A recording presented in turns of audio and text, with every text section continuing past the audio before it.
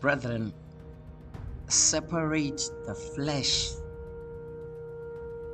from the person. So, separate the flesh from the person.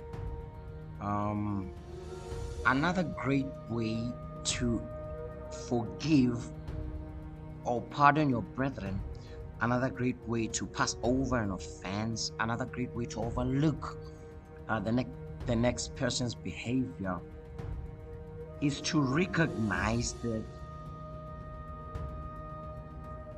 you yourself have had the flesh sneak up on you. You see that?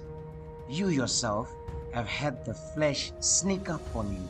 So, hoping this message is for everybody, but I know that God can only reveal the flesh. The more intimate you become with Him, the more you allow Him to show you things, the more you fellowship with Him, and the more He reveals mysteries for you. Because trust me, the flesh is well hidden. Oh, okay. Our YouTube channel, let me check something. It's got a video there that is 11 minutes 51 seconds. It's called Martyrs. Kill that self. Now, on that teaching, you can recognize and you can identify that the flesh, the layers behind which he is hiding, are being taken off one by one, and he is being revealed. This flesh that makes you want to be honored by people, this flesh that's irritated sometimes, that yells at people, that becomes angry at people, that becomes jealous, that has all these tendencies and manifestations. This flesh, you must be able to separate it from the person.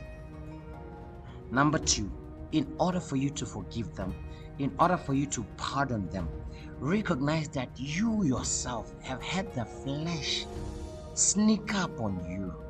You know? Sneak up on you. Just last week, you may have thought something that is less than glorious about your neighbor. Just 3 days ago, somebody could have done something to you and you got hurt and you started thinking evil. Though in small increments, because I know you're a good Christian. Though in small increments, but because they offended you, you yourself were manifesting flesh. That flesh was stepping in and acting angry. So be able, like when you conquer flesh, be able to separate it from the person. It starts by being able to separate it from yourself. When you find yourself being irritated at somebody, when you find yourself being angry at somebody, anger, when you find yourself prideful, wanting to be noticed, arrest yourself, correct? And discipline yourself. Walk in the spirit and not in the flesh. Kill that self. Martyrs. Number two, when you see it in somebody else, don't get angry at them. Don't deem them to be evil. Don't rule them out. Don't go telling people that you don't know these people, this person, he's just kind to you, but not to everybody. No, you also may have a bad side that you only show a few people. And that's the bad side that God has been healing you from or has healed you from. Now you are free. So when you see it on other people that they have not conquered the flesh, they're still fighting the flesh. When you see it sneaking up on them, forgive them. Separate the flesh from the person. You can even laugh about it. If they are mature like you can remind them and say, my brother, look at you being irritated at me. I said, maybe there's something about me that you didn't like, or something that I said, or something about just the way I am today, my aura or something. And then now you're acting angry. My brother, look at the flesh sneak up on you. And if the brother is mature as well, you'll say, oh, look at that. I almost got angry at you, my brother. You can even laugh at the flesh and mock the flesh. Separate the flesh from the person. So, it may look like there's two people in the room. There's you and me. But there's a third fellow, and he is well hidden. He is the flesh. He has tendencies. He is the flesh, of course. All right, and he has tendencies. So although we're trying to talk and have a good conversation with God's eyes watching over us, the flesh might be like, now it wants to be seen, now it wants to be honored, now it wants self-praise, vainglory. That's the manifestations of the flesh. So when you see it in your neighbor, he's angry at you, or he hates you, or there's bad air, don't rule them out. Just mock the flesh. Separate the flesh from the person. Okay?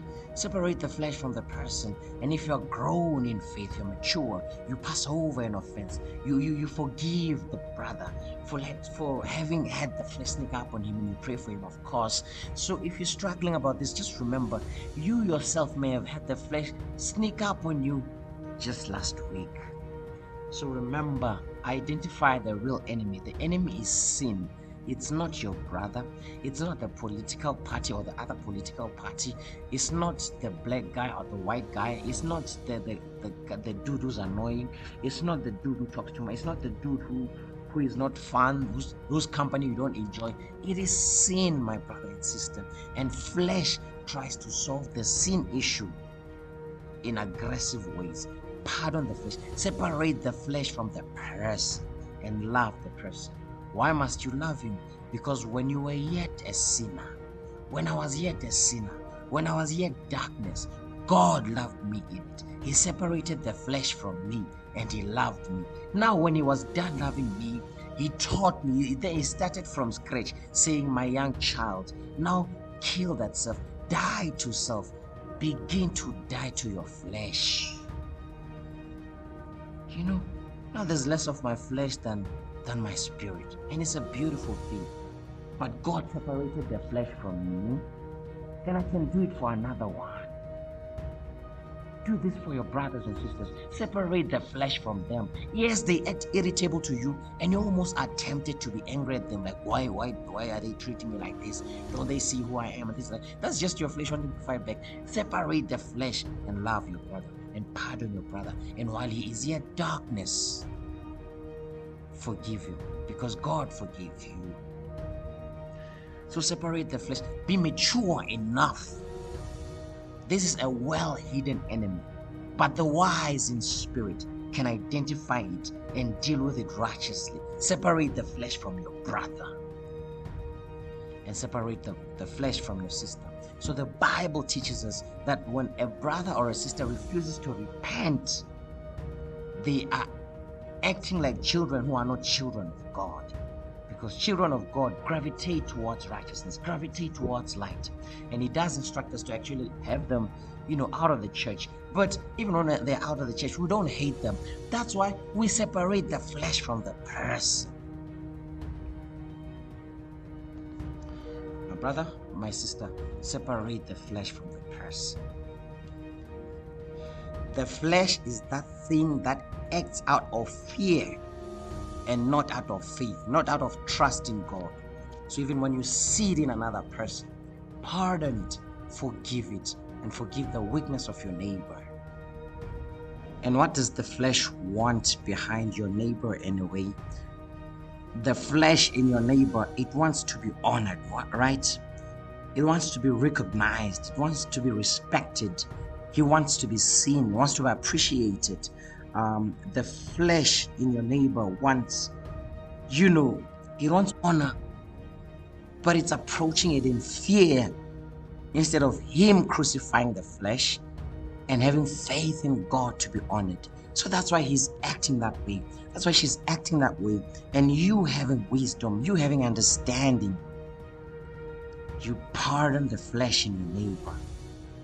You pardon the flesh in your neighbor. You have had the flesh sneak up on you as well. And God loved you when you were yet darkness. So you can love your neighbor as well.